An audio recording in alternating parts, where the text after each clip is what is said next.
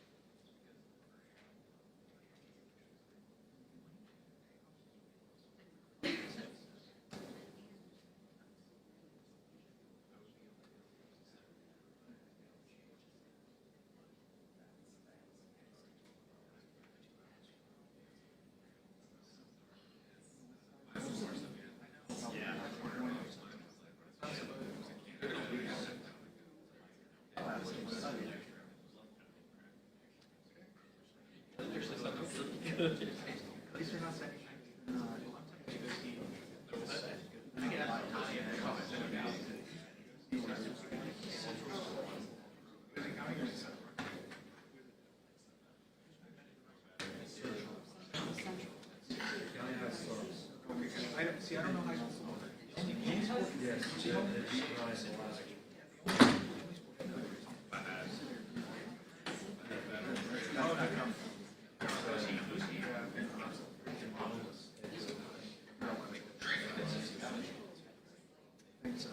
Yeah, Brandon, that's the first time. Place to be this Friday night. Doesn't matter, like north side.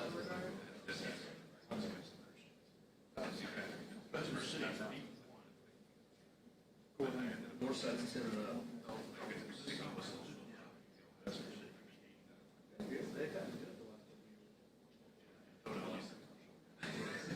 Yeah, like the thermometer was already starting to go to 6 one day. North side is,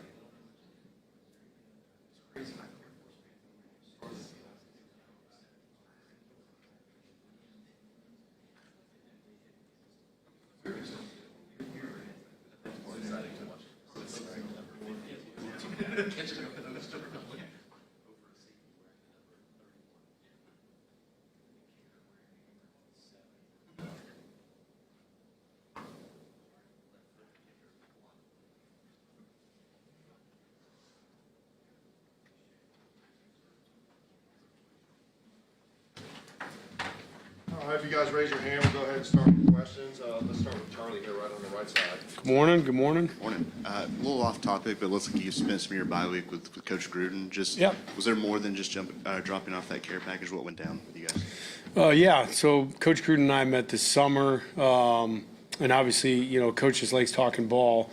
We met down in Mobile at the Senior Bowl golf tournament, and so I've just stayed in touch. And during I think it was 2 weeks before the bye week, I reached out to him and just said, "Hey, I'm thinking about coming down there and just talking some ideas." So Coach is great with stuff like that. I just sent him some kind of a request list of some things I'd like to talk about with him, and he's got more film than NFLfilms.com. So he's unbelievable, man. But no, it was great.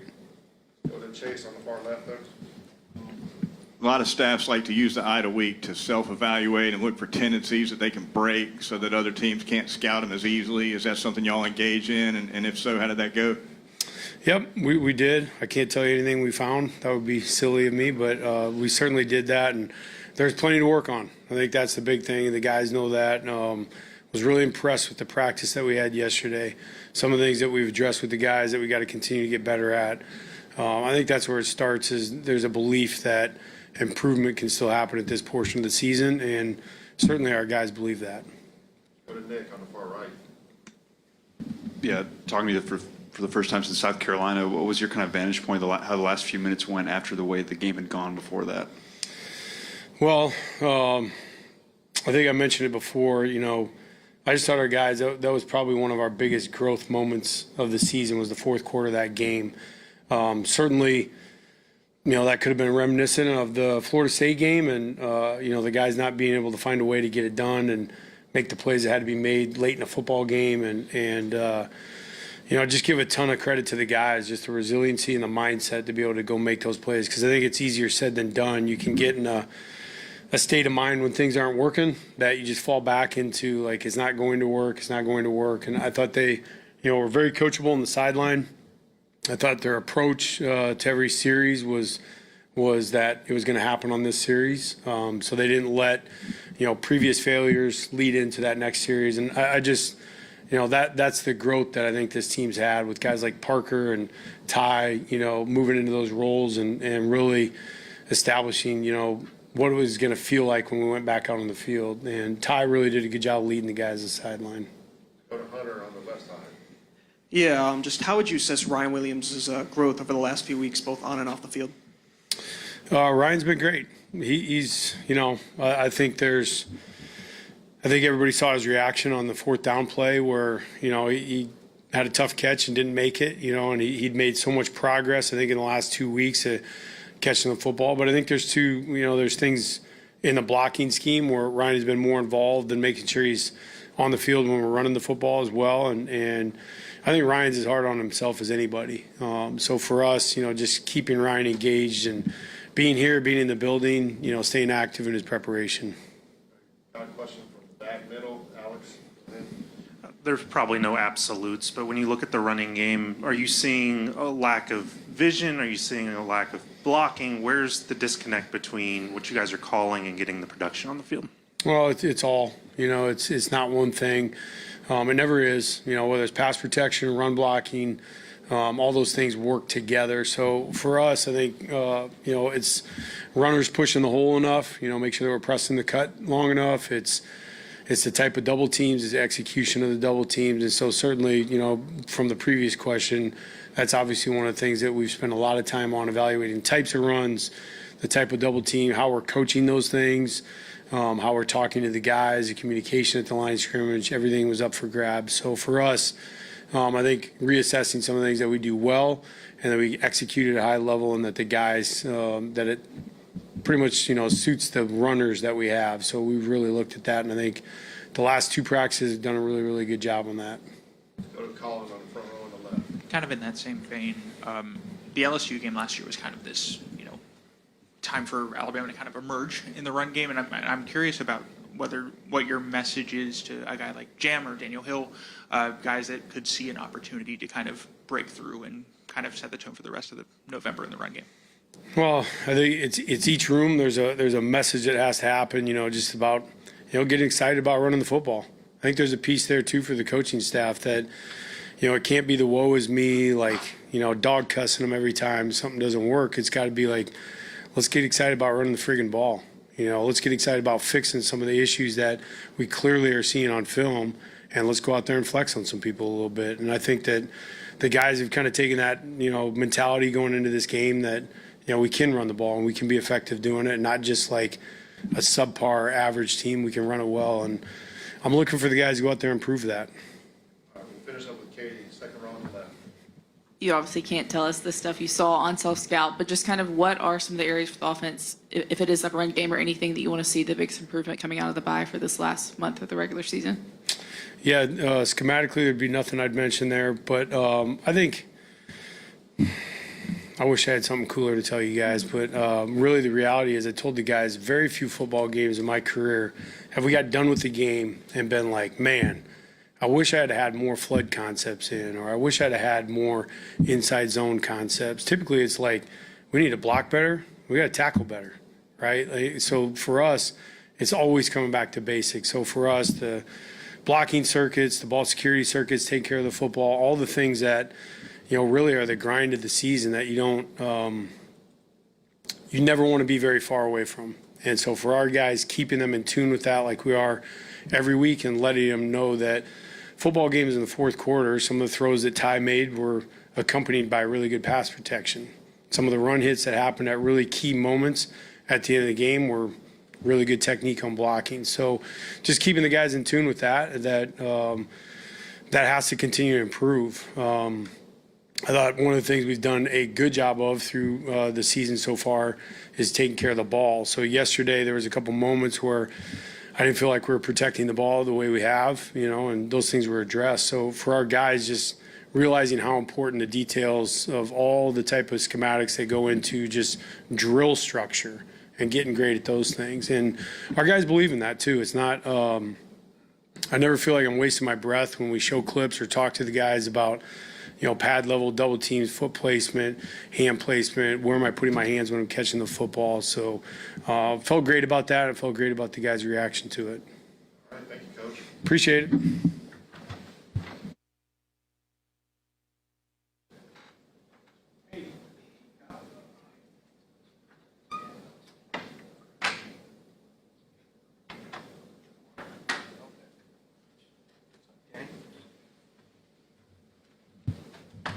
Go ahead. All right. Have Coach make his opening statement. Go ahead, Coach. Yeah, just a quick quick wrap up of last week or 2 weeks ago. I thought I do think as a football team, we continue to find a lot of fight and find ways to win football games when it matters most. I thought, defensively, we had some very timely takeaways, the pick six early in the game, obviously, and then finding a way to take the ball away the last drive of the game and giving our offense an opportunity to score. We also had 6 3-and-outs in the game that were really critical as well. Still some explosive plays that we've got to continue to find ways to eliminate. And we gave up an explosive play for a touchdown, which is something that is uncharacteristic, but certainly unacceptable in that regard. So those are areas that we keep working and fighting. As we moved into a bye week last week, I think you're able to evaluate yourself and look at some of the things that you're doing well, some of the things that you've got to continue to improve upon. And then even from a fundamental standpoint, areas that you can get better. I talk to the guys about this all the time. Good football teams get better. Good football players get better as the season goes on. And if you don't, you're giving somebody else an opportunity to bridge the gap. And so I think we're doing a good job in that regard. I thought our players handled the bye week with maturity. I thought they had a sense of urgency, and then had some much needed and much earned time away as well, which is important. And obviously they got to get away a little bit. Had Halloween going on, all that stuff. Guys got to do all that stuff. As families, we got a chance to do those things as well, which watching the trick or treating and people go crazy for a candy bar really concerns me about the moral fiber of our country moving forward. But back to work, so I don't have to worry about those things. I don't look at the news. I don't look at anything. So that was the only chance I got to see the outside world, and it wasn't pretty. So anyway, that being said, looking ahead to LSU, this is a very dangerous football team. They are as explosive as we have seen. This is as talented of an offensive skill group that we have seen, with a very experienced quarterback. I think you watch Garrett, where he was a year ago to the decisions that he's making now. He does a better job of making throws under duress. He does a better job of taking care of the football. He's got some real toughness and moxie to making critical throws, even when it's not a clean pocket. You look at their tight end, he's probably a top 10 pick in the NFL. I mean, he's a truly elite football player. You look at their receiving core. There's just multiple players that a 5-yard hitch route can go for 50 yards and a touchdown. And so those are things that we've got to be mindful of. I think their offensive line is taking steps and strides in the right direction. They're young, but they're physical. I think they're more physical than where they were a year ago as an offensive line. Their running backs are very dynamic. All of them are, track style players, run, whatever their high school times, and you look at some of the GPS numbers that they've had.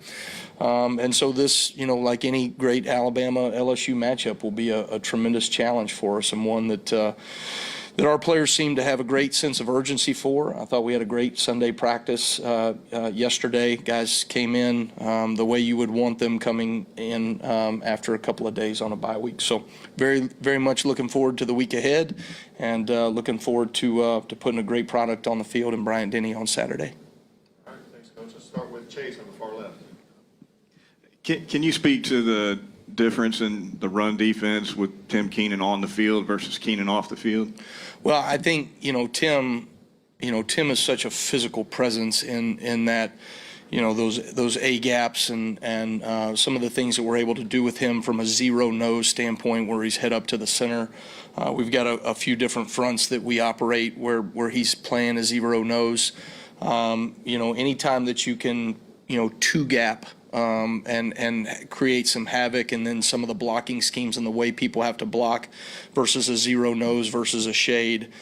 He can be influential in 4-down looks, absolutely, but some of the things that he's doing, up front when we show a zero nose as well is just very disruptive. And so those are things that, great to watch and see the strides that he's taking right now and the steps that he's taken. Him and Deontay Lawson were our power players of the week last week. Both those guys have overcome adversity and injury, and I think are moving in a trajectory right now where they're playing their best football. Got 2 questions on the right. Let's start with Nick, and then we'll go to Charlie. Yeah, new play call for them, Alex Atkins. What do you know about him as an OC, and what are you expecting from the offense with him calling plays? Yeah, Alex, I've known Alex for a long time. Alex was at UT Martin under Jason Simpson, Ty's dad, right before I was there at UT Martin, and he's had a great career. Very well-respected offensive line coach and an offensive mind. You look at some of the things that they have done over the years in the run game, and been very balanced offensively where he's been as well. So, obviously, to have in a situation like they're in right now, to have someone that they can go to like Alex is a great luxury for them. I think, when you look at it, you're trying to anticipate what we might see slightly different from what they're doing. Everybody has an identity, and everybody really shapes that identity around what their players are doing well in that given point in the season. But most certainly you have to anticipate and expect for there to be some wrinkles, and some of them will try to anticipate and work. Others will see what shows up on Saturday and will adjust. That's what good defensive staffs do. Charlie, go ahead. In a similar vein, I think you're also familiar with Frank Wilson, their interim coach. Yeah. What do you know about him, and what do you maybe expect from a team led by him going in Saturday? Yeah, Frank was my position coach in college, and I love Frank. I mean, he was a very influential, impactful coach. I think he's very intentional with his players. He's intentional in the recruiting process. I think I'm a better football coach and player, because of my time with Frank Wilson, and so I have just tremendous amount of respect for him. I can't think of a better person to step in at LSU in a place that he cares deeply for that program and that state, and what this means to him, and he'll have that team ready to go. They will be motivated. They'll be ready. They'll be well prepared, and so certainly have a great appreciation for him personally, and obviously he'll have that team ready, and always need to see people that along the line of your path and career have great success, and certainly Frank is one of those. Go to Katie, second row on the left. You kind of hit on this in Nick's question, but how much more challenging did it make your bye week knowing you're facing LSU offense with the same players, but maybe with a new play caller, and kind of, you talked about you have to anticipate, but kind of how did that change things for you prep-wise? Well, it the film is the film, right? And you look at what a team does. That offensive staff came up with a game plan together. I'm sure there were certain things and certain ideas that maybe their offensive coordinator previously had done to what maybe Alex might want to do, but at the same time, they're utilizing their players in a very good way. They have athletes that they can get the football in space. They're finding creative ways in the run game to hit explosive plays. And I know, maybe they're not as consistent as they'd like to be in the run game, but they're also very dangerous in the run game because they've created explosive plays in just about every football game. And when they do get out in space with those running backs, they can hit home runs. So, we'll look at, and try to anticipate what we think that they're going to do, maybe that might be slightly different tweaks. We're certainly going to prepare for the things that they have put on film already. And then again, you might carry one or two more things in terms of volume defensively, just if they want to go this direction or that direction. But that's the nice thing about going into week 9, 10, including bye weeks, right? We have a large volume of defense that we can go and adjust to based off of whatever we're seeing in that week's game plan. Let's go to Colin, front left. Hicken, what have you seen, I guess, throughout the month of October from Dijon Lee? got a lot more playing time. How has he progressed? What other steps do you want to see him? Yeah, I think Dijon, young players, right, in big moments, some of it is just overcoming the moment. And I think, think about Dijon. I mean, the very first play of his college career, right, against Florida State, he gives up a big bomb. You see some guys that can wreck them for weeks on end, and he just went right back to work and has made plays, on deep balls downfield, has made plays on situational downs for us. I think he's very physical in his presence in the run game. I think, he's continuing to just sharpen his tools in terms of what he's doing fundamentally. He has a much better understanding of what we're doing schematically. He's a great communicator for a freshman out there on the field. I think he does a really good job communicating with the linebackers and safeties out there. And so he is taking the steps in the right direction that you would want for a young starting corner to take. Let's go to Theo on the far left. Coach, we've seen some big moments out of Janze making the most out of his opportunity. Talk about his growth these past couple weeks, and then what do you think we can expect out of him as Roussel works his way back onto the field for you? Yeah, I think Janze is taking steps in the right direction, and just becoming a more consistent football player down in and down out. Obviously you see some of the production in the passing game and his ability to affect the quarterback.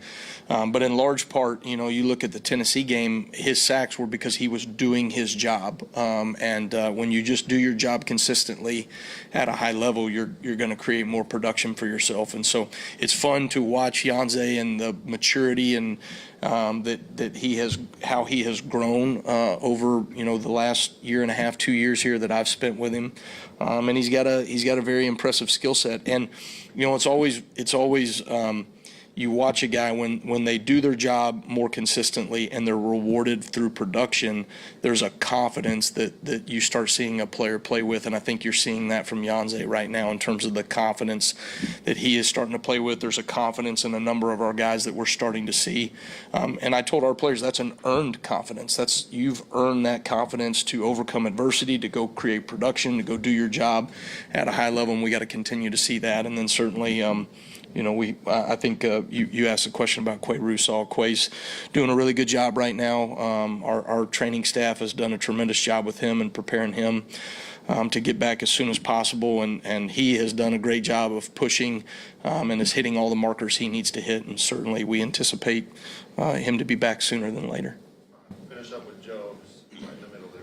Coach, what do you see in Garrett Nussmeier, and particularly how difficult is it to defend him in the RPO game with what they've been doing lately? Yeah, I think you hit the nail on the head in terms of how efficient they are in the RPO game. The perimeter screens, the throws downfield, and the vertical slant glance game as well is an extension of their run game. And so sometimes you look at it and you go, well, they're only running the ball for this. Yeah, but they're doing certain things in the run game that are opening up things in the passing game, the RPO game, right? And so, those are things that he is navigating them really well. He's making really good decisions in terms of handing the run off or throwing the RPO based off of the numbers that he's seeing in the box or the rotations and leverages that he's seeing right now. And you can tell he's very confident in knowing where to go with the ball, and that's allowing them to be pretty efficient offensively.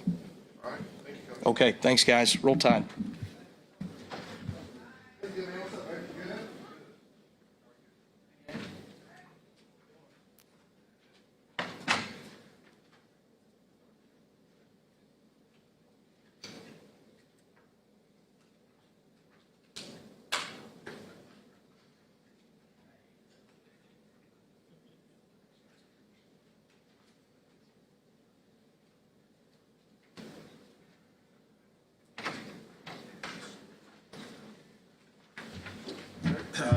Coach gets ready. We'll go ahead and make an opening statement and we'll take questions. Whenever you're ready. Yep, you bet. Good morning. Just coming off the bye week, I think it was very productive. Guys got chance to get their bodies freshened up and mind as well. Yesterday was a great practice for us, full of energy and getting a chance to dial in the end of the week and going into yesterday on LSU, and just always focusing on continuing to improve. I think that our guys still really believe that that's the case. That needs to be the mindset we always have in our program. But heading into this game against LSU, we expect nothing but their best. a high level of energy. It's going to be a great environment.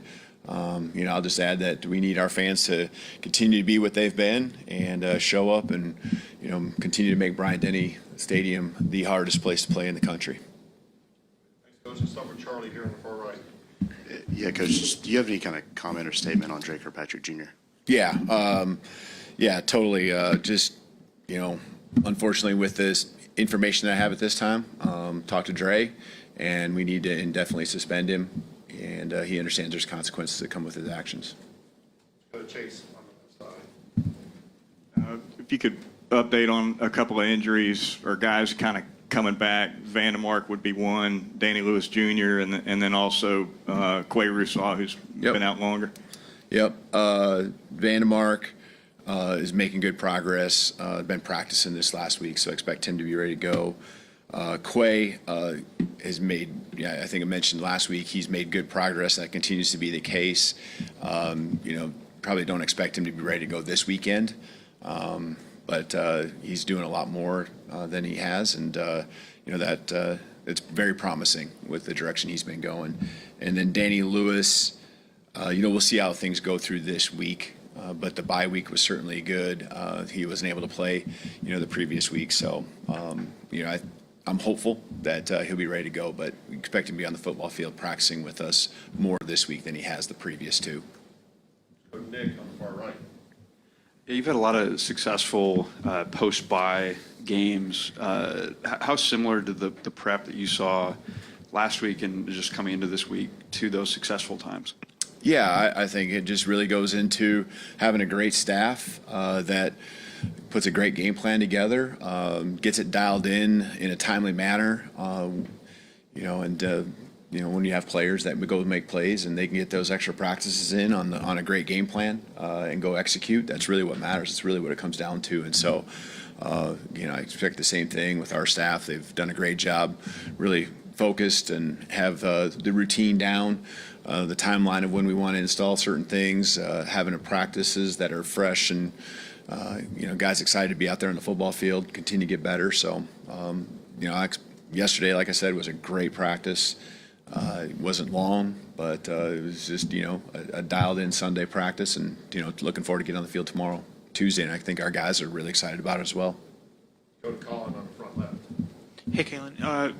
Not only this week, but kind of looking ahead to, it doesn't seem like you guys have to leave the state of Alabama, through your final 4 games, and I'm curious about what, I don't know, is that a point in your guys' favor? What are the kind of the pros and cons of not having to travel, far for an SEC game? Yeah, I guess I hadn't even thought of it in terms of not even having to leave the state, but I thought of it in terms of having a number of home games, and that's been great for us. It doesn't guarantee anything. I think it still comes down again to the preparation, but we definitely feel there's a home field advantage playing here at Bryant-Denny, as I said. And so, we're looking forward to having these teams come to our place, and our goal, and as always, is to protect our house. And so the guys really take a lot of pride in that, and want to continue to do that and uphold the streak that we have. All right, let's go on the far left. We'll finish up with Hunter. You're good? Any other questions? Okay, yeah, let's go Emily Grace. Coming on your left side. Short and sweet. What sticks out to you about playing LSU? Well, this is going to be a physical game. It was last year. I think it always has been. That's the tradition here. You can see what their team is made up of. It's physical players. I think they got elite skill, both offensively and defensively, whether it's coverage or being able to win on the perimeter and the running backs as well. So. This rivalry goes way back. You do the introduction with our team and talk about I think it was 1895, if I remember right, doing the research. And that's a lot of games that have happened between these two schools. And so we're looking at this as one of those rivalry games that I was told much about when I first got here. So it's going to be, again, a great environment, a lot of pride, both for our program and theirs as well. And we do have, Hunter, you do have a question on far left. Go ahead. Yeah, sorry about that. Just what have you seen from Ryan Williams' growth over the last few weeks, both on and off the field? Yeah, as I've always said, whenever adversity comes, it's your response. And I think any type of adversity he's ever had, his response is always to go attack. And whether it's coming off of an injury or whether it's coming off of, just him wanting to play better than he did the week before, it's always 100%. He's from a character trait, just humility that he has. He's all about the team 100%. When he really focuses on that and trying to be the best he can, which is really the case all the time, man, it's just so much fun being on the football field with him every day in practice. And, he runs his routes full speed. He's doing the extra work before practice, after practice. No one on our team is ever going to question the work that he puts in and how important it is to him. But, he's continued to attack, just getting better, and I think that's shown up. We're all human, so he's not going to be perfect, but he's really continued to hone in on the things that matter, and I think you're continuing to see him trend up. All right, thank you. Thank you.